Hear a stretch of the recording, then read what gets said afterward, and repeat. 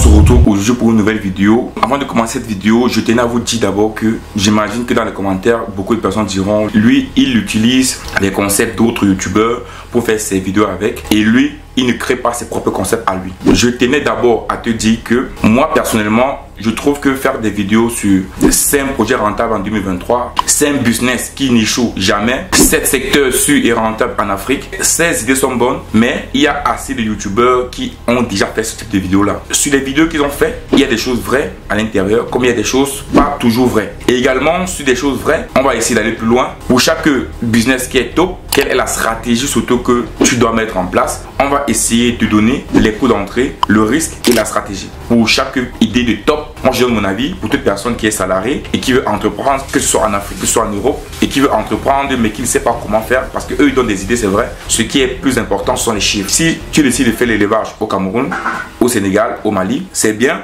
que tu as déjà à l'esprit quels sont les coûts d'entrée, quels sont les risques, quelle est la stratégie que je dois mettre en place pour pouvoir lancer ton business. Mon but c'est vraiment d'apporter un plus à ce que eux ils ont dit. Ce n'est pas une critique, c'est un avis. Aujourd'hui on va s'intéresser à Philippe Simo d'Investir au pays, qui a fait une vidéo sur le top 5 des business très rentables à lancer en 2022 en Afrique. On va essayer comme d'habitude d'apporter notre avis, de dire ce qu'on pense par rapport à ce que je vous ai dit, coût d'entrée, risque, stratégie, essayer te dis si c'est un top ou un flop. Maintenant, à vous de mettre dans les commentaires ce que vous pensez de ce que je vais dire dans cette vidéo. Sans plus tarder, on commence. Générique.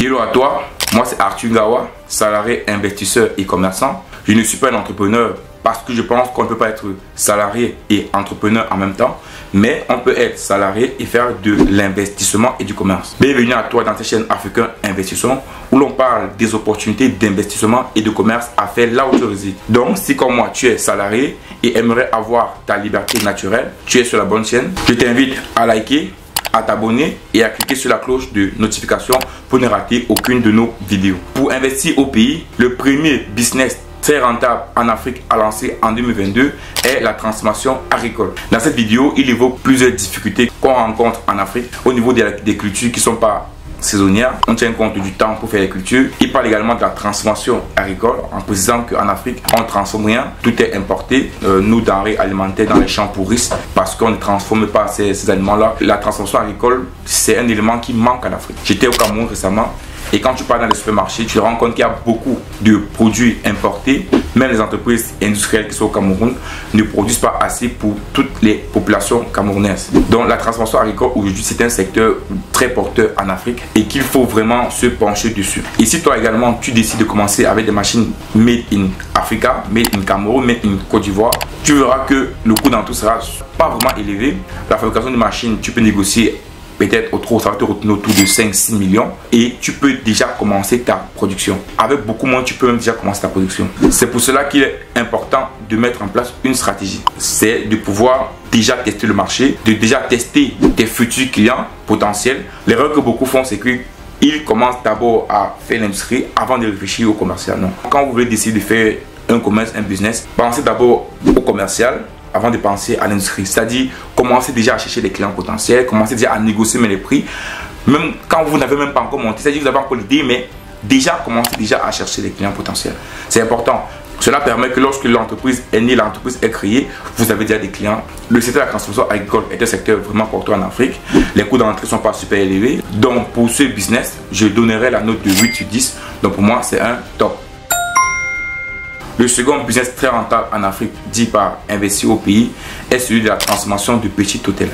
Dans cette vidéo, Investir au pays utilise le fait que lors de la CAN 2021 au Cameroun, il n'y a pas assez d'hôtels. Du coup, on était obligé de construire des hôtels, on était obligé de construire des édifices pour pouvoir accueillir les différentes sélections. Il prend l'exemple qu'il y a une personne au Cameroun qui a construit un petit hôtel et que l'hôtel lui rend beaucoup plus que ce qu'il a investi au départ. Moi, je pense que son exemple d'abord n'est pas correct. Entre les joueurs, qui sont généralement 26, le staff technique, généralement, ce sont des délégations de 80, de 100 personnes. Un petit hôtel ne peut pas recevoir une délégation lors d'une compétition.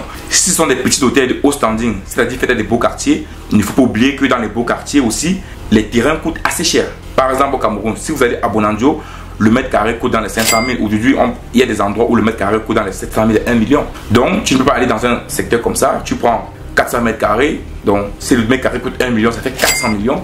Il construit un petit hôtel au standing. C'est pas possible. Parce que si tu prends un terrain dont la valeur est super élevée, automatiquement, tu es obligé de construire un hôtel vraiment grand pour pouvoir retrouver tes fonds. Et si tu décides de faire un petit hôtel, il faut aller dans des endroits pas très chic, pas très chers pour pouvoir construire ce genre d'hôtel. Et si tu le fais au standing, tu n'auras pas les clients au standing. Son idée est bonne, mais il y a des petits problèmes techniques pour pouvoir mettre en place. Petit hôtel au standing, dans des quartiers chics, terrain super cher, pas possible. Petit hôtel de gros standing, dans un quartier pas chic où le terrain est moins cher, c'est aussi pas intéressant. En termes de coût d'entrée, faire un petit hôtel, même de 40 chambres, on va calculer facilement pour que vous puissiez comprendre. Je prends l'exemple du Cameroun. Au Cameroun, faire une maison simple, sur un truc simple, le mètre carré te coûte 100 000 francs. Vraiment tout simple. Quand tu veux faire un truc un peu mieux, le mètre carré te coûte dans les 200 000 à 250 000 pour la construction. Je dis bien pour la construction. Maintenant, quand tu veux faire un truc au standing, vraiment au standing et vraiment bien, le mètre carré va te prendre entre 600 000 et 800 000. Juste le mètre carré pour un truc au standing. J'ai parlé bien au standing. 800 000 francs le mètre carré. Pour un petit hôtel au standing, 200 mètres carrés fois 600 000 francs, ça te fait pour 200 mètres carrés 120 millions. Si tu veux faire un haut standing, si tu prends 3, 4, 500 mètres carrés, le coût à l'entrée, ce serait super élevé. Je précise bien si tu veux faire du haut standing. Parce que les gens me disent 200 mètres carrés, 120 millions, juste de 200 mètres carrés. Oh oui, au standing c'est quoi? C'est pas n'importe quel port, c'est de l'or souvent, c'est des matériaux super chers, c'est des carreaux à marbre, vraiment c'est le prix, quand on dit au standing, c'est vraiment des valeurs vraiment élevées. C'est pas au carreau à 4 000 le mètre carré, 4 000 francs c'est le mètre carré ou à 10 euros le mètre carré, non, c'est le carreau de 2, 300 euros le mètre carré. Donc vraiment, c'est des trucs super chers. Le coût à l'entrée est super élevé. Le risque aussi est important parce que c'est un hôtel, donc il faut qu'il y ait des clients, c'est pas comme des trucs que tu loues.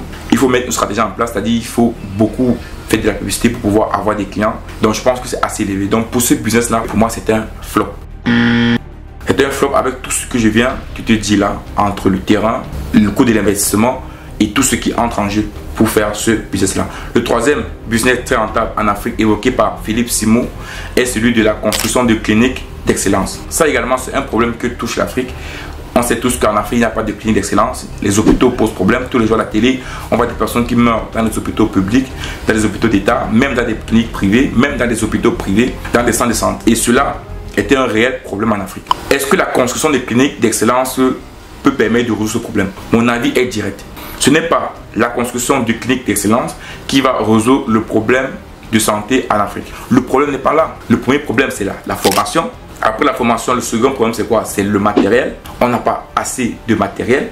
Et vous allez me dire, la clinique d'excellence a le matériel, oui. Mais s'il y a le matériel et qu'il n'y a pas la formation, ça pose problème. Il y a également l'accueil du patient. Ça, c'est le plus gros problème en Afrique. Le personnel de santé en Afrique ne connaît pas respecter les patients. Tu as l'impression qu'ils traitent des patients comme des personnes lambda. Regardez la différence dans le traitement des patients en Afrique et en Europe, ou en Amérique, ou dans d'autres pays développés. Le traitement est totalement différent. Un patient peut arriver en Afrique dans un hôpital, il meurt juste parce qu'il est maltraité. En Europe, quand tu arrives à l'hôpital, on te traite bien, on te parle bien, on te motive, on te dit ça va aller. Mais les mots qu'on te dit peuvent te guérir. Mais en Afrique, ce n'est pas le cas. Il y a d'abord ce problème de mentalité, il y a un problème de mental. Il y a beaucoup de cliniques au Cameroun qui marchent très bien, qui ont des grosses machines, mais cela n'empêche que les personnes voyagent toujours pour venir se soigner en Europe. Non, le problème, ce n'est pas les cliniques d'excellence. Ce n'est pas ça le problème. Et en plus, là, une clinique d'excellence, ça va accueillir qui?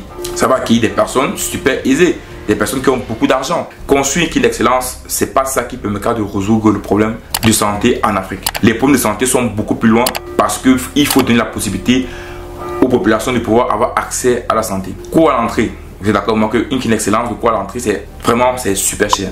Je pense que Philippe Simon l'évoque dans sa vidéo, c'est vraiment cher. De deux, le risque est quasi nul. On sait tous que généralement, la santé, il y a toujours des clients. Tu ouvres ta clinique, le risque est quasiment de zéro. Il y aura toujours des patients. De trois, la stratégie, pareil. La stratégie, tu n'as pas besoin de faire une grosse stratégie. Un hôpital, une clinique, dès que c'est né, et dès qu'ils font un deux publicités vite fait, voilà.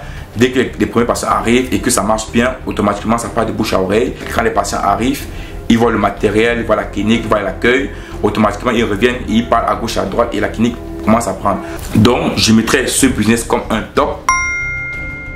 Parce que pour ce business-là, la rentabilité est sûre, c'est vraiment très rentable. Mais le coût à l'entrée est super élevé et cela ne vient pas résoudre le problème de santé en Afrique. Voilà.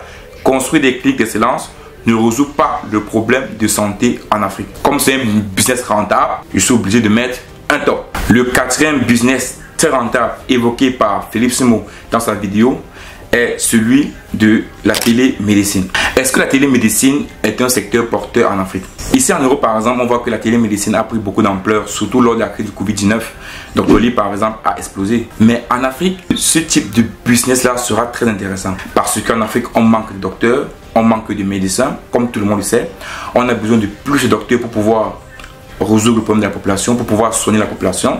Dans nos villages en Afrique, il n'y a quasiment pas de docteurs, pas de médecins. Ce type de business peut vraiment aider les Africains. C'est vrai que dans nos villages, il n'y a pas une bonne connexion Internet. Donc, il faut mettre en place peut-être des petits centres qui donnent la possibilité à des patients de pouvoir utiliser leurs technologies, leurs appareils pour pouvoir communiquer avec des médecins qui sont dans les grandes villes. Le gouvernement africain peut prendre ce type de technologie, ce type de business. Il part dans des villages, que ce soit à Bafia, à Bassa, à l'ouest, au nord. Il met des cabin centers, c'est-à-dire qu'il met des cabin centers où il y a peut-être une ou deux personnes qui ont des téléphones ou bien qui ont des ordinateurs avec des connexions Internet pour permettre à ces parents-là, à ces personnes qui sont dans les villages, d'être consultés par des médecins qui sont dans les grandes villes.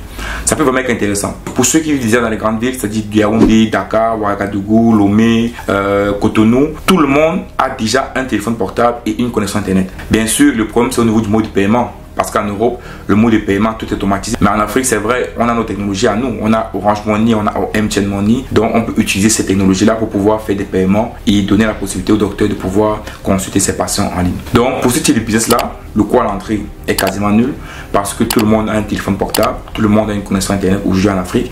Donc, le coût à l'entrée est quasiment nul.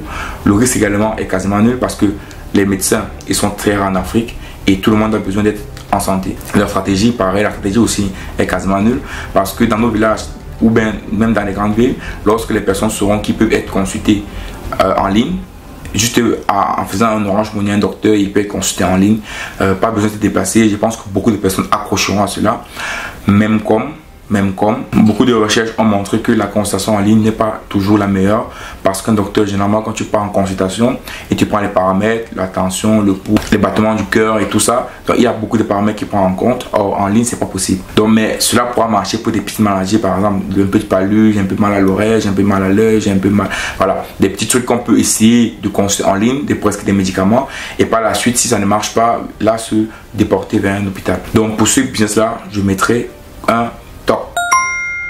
Et maintenant, le cinquième business très rentable en Afrique évoqué par Philippe Simo est celui de l'externalisation des services. Pour ce type de business-là, je pense qu'il marche très bien pour les pays développés. Proximus, Bouygues Telecom, SFR, eux, ils ont besoin des personnes pour pouvoir répondre à leur call center. Mais le souci, c'est qu'en Europe, ces personnes, ça coûte très cher. Un call center en Europe, un call center en Afrique, au niveau du coût, c'est pas la même chose. Vous allez voir en Afrique, des personnes qui travaillent dans ces call centers, on les paye 300 € par mois pour les gens bien payés, 350 € par mois. Alors qu'en Europe, un même call center, tu vas payer les personnes 2000 € par mois, 2200 € par mois, dont les prix sont super élevés. Mais est-ce que les Africains doivent externaliser le service? Il y a deux choses qui font qu'une entreprise externalise. La première des choses, c'est les coûts. Donc une entreprise externalise parce que les coûts sont élevés. Et la deuxième des choses, c'est la technologie.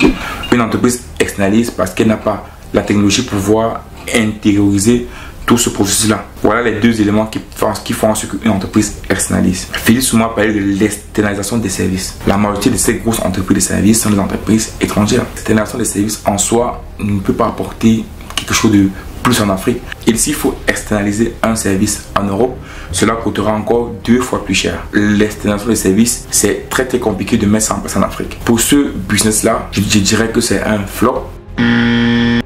Voilà ce que je voulais partager avec toi aujourd'hui. J'espère que cette vidéo t'a plu. J'attends également de toi de mettre en commentaire ton avis sur ces 5 business très rentables en Afrique en 2022 pour qu'on puisse en parler, pour qu'on puisse discuter de cela, de ce que toi tu penses également. Si la vidéo t'a plu, n'oublie pas de liker, de partager, de t'abonner et surtout de cliquer sur la cloche de notification pour ne rater aucune de nos vidéos. À la prochaine pour une nouvelle vidéo. Kiss.